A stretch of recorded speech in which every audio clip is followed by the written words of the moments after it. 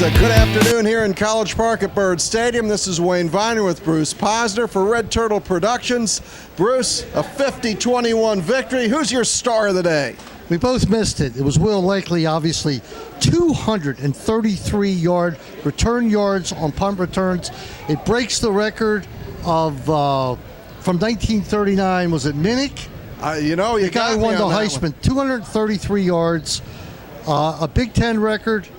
What do you say? He almost broke another one. But you know what's funny about it? He had 67 on the touchdown run, but he had a series of punt returns where every one, except for one, had significant yardage. Yeah. He was unbelievable. And what do you have? About almost 300 total yards, including the kickoffs. Right. He had 28 yards on kickoffs, so his total unofficially was 289.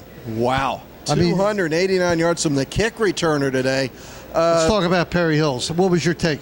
My take was it was a game manager type thing. He sort of got a C. There were certainly some plays he left on the field. What's your take? I think it was definitely more than a C. He had a slow start. He missed somebody wide open in the corner early on. He underthrew him. He underthrew Goins. But outside of that, his short passes were pinpoint. He managed the game. He had no fumbles. All right, one bomb interception that certainly did not hurt us. 12 for 21, 138 yards. I think other than on the offensive side, other than Likely, the running backs looked really good. Yeah. Ross, Johnson, Brown. Yeah, they all had touchdowns. And Ross, was that 150 yards he had? He had 150 yards, 8.3 yards a carry for Brandon Ross. Johnson, the freshman from Fort Hill, comes in at the end, gets 10 carries for 83. I love the way Wes Brown was hauling the ball. He had 13 carries, 74 yards. They both, Brown and Ross, look good. Once again this year, we want to thank Meyer Construction for their support of our videos. Wayne, tell them about Meyer. Meyer Consulting Engineers, and we're going to play the promo right here. Meyer Consulting Engineers. In the past 5 years, our organization has completed over 1,300 projects in the U.S. and abroad, including many structures at the University of Maryland. For structural engineering and materials testing and inspection, call Meyer Consulting Engineers. They've been a great friend to TerpTalk at Red Turtle Productions, and I know they're going to be all keyed up, as Ed Kelly will be, when Maryland goes to West Virginia at the end of September. But thanks for being our sponsor. We'll have to get Ed Kelly back on the air, huh? Oh, he's always exciting. He was great fun the last couple of years. Through the air, I thought that the freshman, DJ Moore, was the one guy that looked like he really had some hops, could really make some plays. Right. Hey, listen, 50 points. What are you going to say? Where's any criticism? And I don't know how you could give Perry a low rating. I mean, they scored 50 points. He's a game manager. He's not in there to be an A. Maybe he's in there to be a B. They're not really going to rely on him. Well, you know what? He's got 2 more games to get those bombs down there. Finally, he overthrew somebody on a bomb. Right. He had a couple where he came up short. So you said a nice pass to Comer, who made a great run. Right. A couple good passes to DJ Moore. Look, it wasn't about throwing the ball. It's about running the ball. The special teams. Maryland, a superior special teams day. Let's talk about defense now. The defense got burned a little bit. I called it sketchy in the first half for 2 TDs, but in the second half, I'd like to see the total yardage that Richmond had. When the game was even close to being in doubt. Right, I'm saying the third and fourth quarter, it was negligible. Right. It was definitely negligible. Quentin Jefferson, big 2 presence. sacks. 2 sacks. Bonham got to him. Jermaine Carter made some plays. He had a good game. He had 7 tackles at the end of the third quarter, but this is one of those games that when the third quarter ended, it basically was over.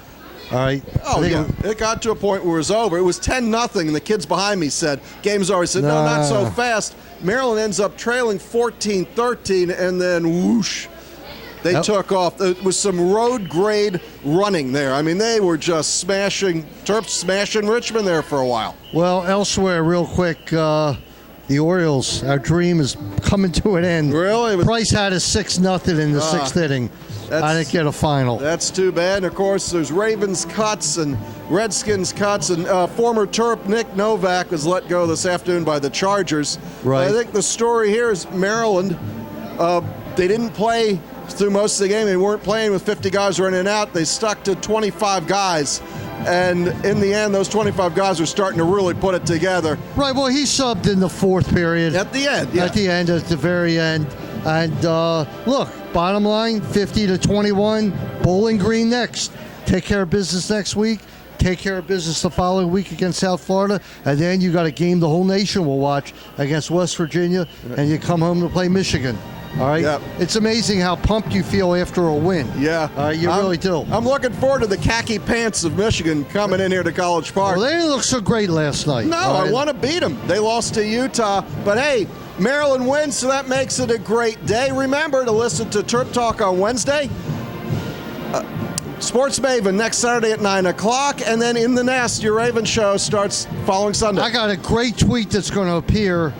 A great picture that's going to appear that was someone tweeted, I think Maryland did. It was a picture of Turgeon, Sosh, and John Tillman early on. Well, yeah. Awesome. Awesome. All right, that'll do it. Congratulations to Randy Etzel. We'll wrap it up here. Looking up at the scoreboard, it still says 50-21. We're still happy. Good afternoon from Bird Stadium. Bruce. Great week. So long, everybody. We'll see you next Saturday. Remember, next Saturday morning will be our second Terrapin preview. Second Terrapin preview here on Red Turtle. It'll be on YouTube. It'll be on Wayne Terp. And it will be on TerpTalk.com. And remember, a week from tomorrow, In the Nest starts. Science at Kirk presents In the Nest Sunday at 9 a.m. Wayne, I think that'll do it. Say goodnight. All right, good night, everybody. Way to go, Randy. We hit terminus!